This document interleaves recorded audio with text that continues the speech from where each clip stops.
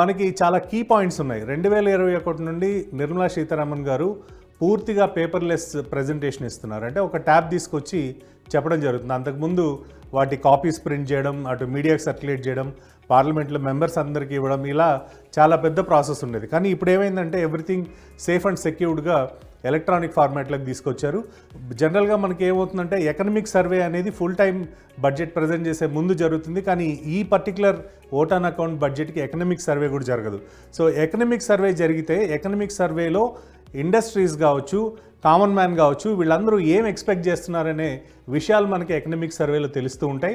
తద్వారా బడ్జెట్ ఎలా ఉండబోతుంది అనేది కూడా ఒక అంచనాకి ప్రతి ఒక్కరు వచ్చే ఛాన్సెస్ ఉండేది. కానీ ఈ ఓట్ ఆన్ అకౌంట్ బడ్జెట్ రావడం వల్ల మనకి ఎకనమిక్ సర్వే జరగదు, డైరెక్ట్గా ఓట్ ఆన్ అకౌంట్ బడ్జెట్ ప్రవేశపెడతారు. కాబట్టి ఎక్స్పెక్టేషన్స్ కూడా మార్కెట్ నుండి అంత ఎక్కువగా లేవు.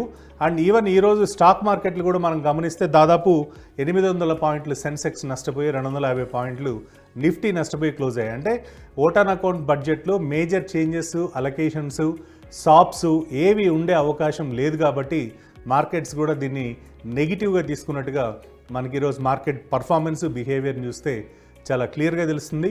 అండ్ ఇందులో కీ పాయింట్స్ ఏవైతే మనకి ఎలక్షన్ని ప్రభావితం చేసే సెక్టార్స్ ఉన్నాయో, ఎస్పెషలీ అగ్రికల్చర్ కావచ్చు, అదేవిధంగా యూత్ రిలేటెడ్ కావచ్చు, వీటన్నిటికి సంబంధించి ఆల్రెడీ ఇచ్చిన కేటాయింపుల్ని కత్తిరించకుండా పెంచి మేము ఇది చేశాము అని చెప్పడానికి నిర్మలా సీతారామన్ గారు ఏమన్నా ప్రయత్నం చేస్తారేమో ప్రజెంట్ చేయబోయే బడ్జెట్లో చూడబోతున్నాం.